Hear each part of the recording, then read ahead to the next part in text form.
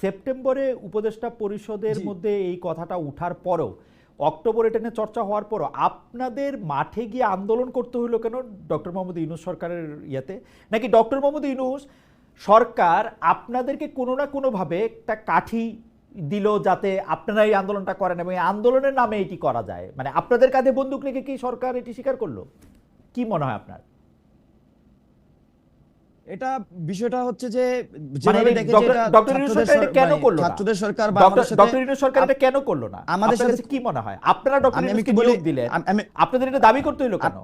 হ্যাঁ, বিষয়টা হচ্ছে যে যেভাবে এটাকে পোর্ট্রেট করা হয় যে ছাত্রদের সরকার, ছাত্ররা যেটা বলে সেটা হচ্ছে বা একদম লোকালি এই জিনিসটাকে খুব এস্টাবলিশ করা হয়েছে, কিন্তু বাস্তবতা লোকালি না। জনাব মজুমদার, আপনি খেয়াল করেন, ডক্টর ইউনূস বলেছেন ছাত্ররা তাকে নিয়োগ দিয়েছে, লোকালি না। আমি একটু বলি তাহলে, আমি একটু বলি এখানে আমি বলছি সব জায়গায় এটা এস্টাবলিশ করা হয়েছে, কিন্তু বাস্তবতা হচ্ছে যখন জগন্নাথ বিশ্ববিদ্যালয়ের শিক্ষার্থীরা তাদের দাবি, যৌক্তিক দাবি নিয়ে যায় তখন কিন্তু তারা গুলির মুখে পড়তেছে।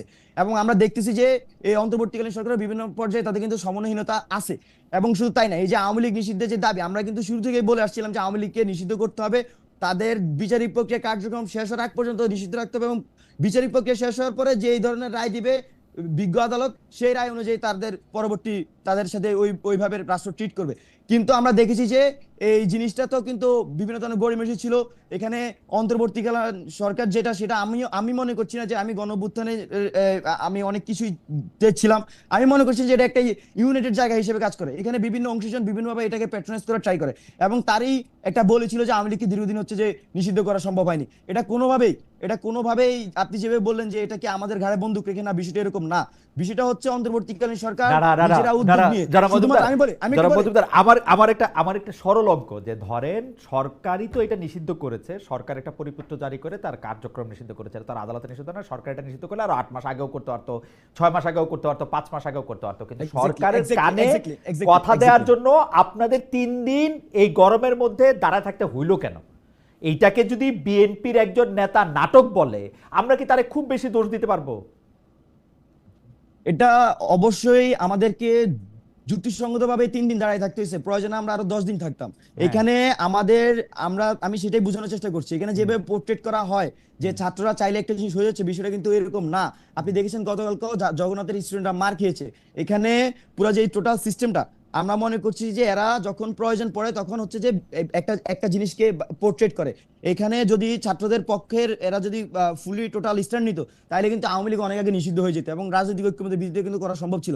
এবং প্রোক্লেমেশনে যে ঘোষণার জন্য ছাত্ররা দীর্ঘদিন ধরে কথা বলে আসছে, সেই প্রোক্লেমেশন সম্পর্কে সর্বশেষ আওয়ামী লীগ নিষিদ্ধ আন্দোলনে গিয়ে হচ্ছে যে 30 কার্য দিবসের ঘোষণা আসে, কিন্তু এই প্রোক্লেমেশনে কিন্তু অনেক আগে সম্পন্ন করা সম্ভব। আচ্ছা, আমি বলি প্রোক্লেমেশনের কথা না, আমি যদি বলি ব্যাপারটা হচ্ছে এরকম, জামায়াতের নেতা যখন লন্ডনে গিয়ে বিএনপির শীর্ষ নেতার সাথে দেখা করে আসলেন এবং ইলেকশনের কথা রোজার আগে এটা বললেন, তারপরে কিন্তু এনসিপির আর রাজনীতি থাকে না, এবং এনসিপি রাজনীতির বিভিন্ন জায়গায় দেখা গেছে যে এনসিপির আর কোনো রাজনীতি নাই।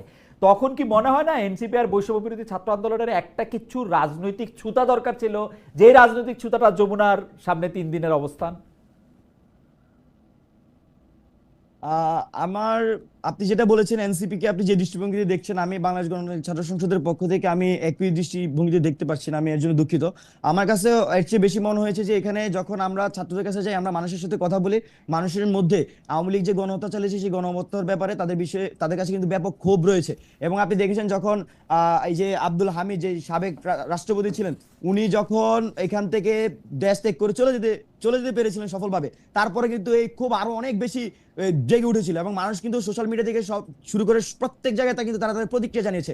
তারই ফলশ্রুতিতে আমি হাসান আব্দুল্লাহকে সাধুবাদ জানাই, উনি এই উদ্যোগ নিয়েছেন এবং উনি হচ্ছে যে বসেছেন অবস্থানে, এবং ছাত্র জনতা কিন্তু তাকে সেই সাড়া দিয়েছেন। এটা কোনোভাবে এটা হচ্ছে কারো প্রেসক্রাইব কিছু না, বরং এই জিনিসটা অন্তর্বর্তীকালীন সরকারের দায়িত্ব ছিল আওয়ামী লীগকে এই নিষিদ্ধ করে তার পরবর্তীতে আপনার আইনি প্রক্রিয়ার মাধ্যমে যেই বিজ্ঞ আদালত যেটা রায় দেয় সেই রায়টা বাস্তবায়ন করা। কিন্তু আমরা দেখেছি অন্তর্বর্তীকালীন সরকার বিচার এবং সংস্কারে বিভিন্ন পর্যায়ে কিন্তু তারা ফেল করছে। আমরা তাদের কাছে আমার মনে হয় জনাব বাকের মজুমদার আপনার বক্তব্য